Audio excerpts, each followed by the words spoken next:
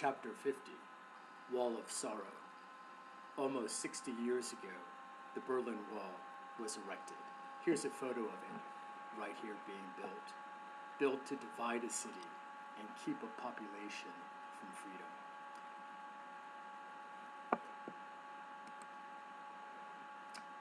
Wall of Sorrow. In 1987, President Ronald Reagan traveled to Germany's largest city, still very much divided by the still very real Cold War, and declared, "Mr. Gorbachev, tear down this wall," referring to the notorious Berlin Wall erected in 1961. President Reagan went on to predict, "This wall will fall, for it cannot withstand faith, it cannot withstand truth, the wall cannot withstand freedom."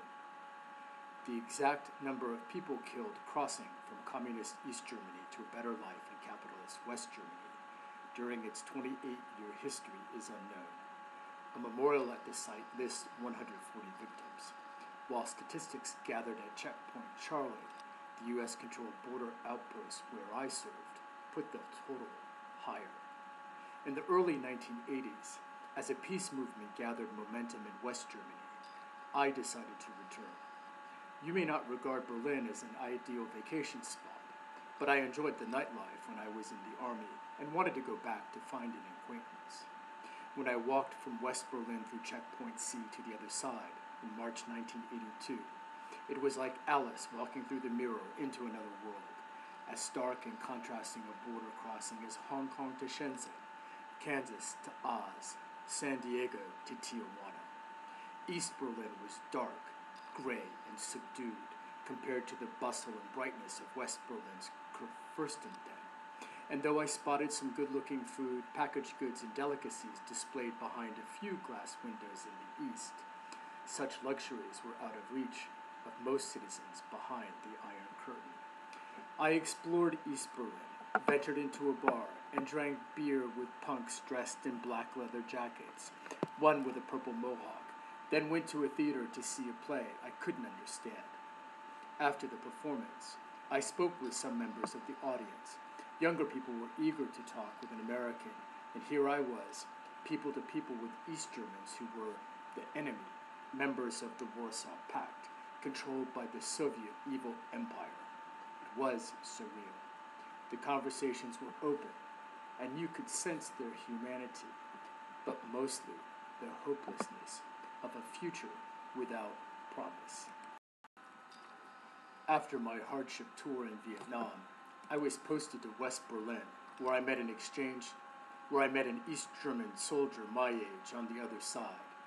I saw him a couple of times. We exchanged greetings and cautiously extended our conversations. I assumed he was a spy trying to entrap me, but after several encounters, I could tell he was just a regular guy. One night, he told me he needed to get to our side to see his deathly ill mother, who had fled to the west before the wall was built. He asked me to switch uniforms. I almost can't believe this happened, and wonder what the hell was I thinking. But I loaned him my uniform and stayed in his family's apartment and joined them for stew and bread while Hans visited his mother. I remember the bread was good, thick, sour. His family was like any family back home. We were prepared to fight them, and Berlin was ground zero for the Third World War. We were enemies on paper, but they were just people. When Hans returned a few hours later, he gave me his Luger as a souvenir, and I kept it, using it now to manage the surplus squirrel population.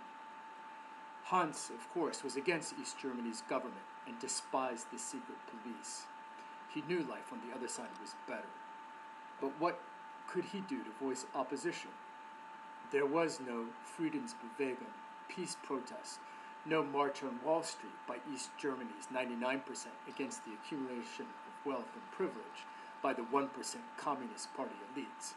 For Hans, the dream of America, called Beautiful Country, Meiguo, by the Chinese, and El Dorado by the Spanish, where streets were paved with gold, appealed to people on his side. Give me your tired, your poor, your huddled masses yearning to breathe free. Each year, more people in search of a better life die crossing the U.S. border with Mexico than during the entire existence of the Berlin Wall. The U.S. government tightened our southern border after the September 11th, 2001 terrorist attacks, and since more people have died crossing into the U.S. from Mexico than perished in the Twin Towers. Don't even get me started about Europe's refugee crisis in the mid-2010s. Desperate people will do anything for a chance at a better life. Nature abhors a vacuum, and people are drawn to America like ants to fresh grape juice, even if it means getting sucked up in the hose of a vacuum, the same consequences faced by migrants caught in the whirlwind. The human carnage along San Diego County's southern border caused no loss of sleep for Joe the wino, who said illegals have it coming to them. He was all for steps to tighten border security around San Diego, shifting the flow of illegal immigrants from the city into the isolated, harsh desert. And he put his money where his mouth was, funding the local Minutemen, a citizens' militia that took protecting our border into we the people's hands because the goddamn government wasn't keeping illegals out. It was the same with his vineyard. He had a right to defend his grapes, and erected a barrier of nets around his vines to protect them. If some birds perished trying to sneak through, that was tough luck. They had it coming, stupid birds. Same with Mexicans, if they're stupid enough to come here. Of course, Joe was the largest employer of illegals in the neighborhood. I still chuckle remembering when Obama called him out during the wine summit.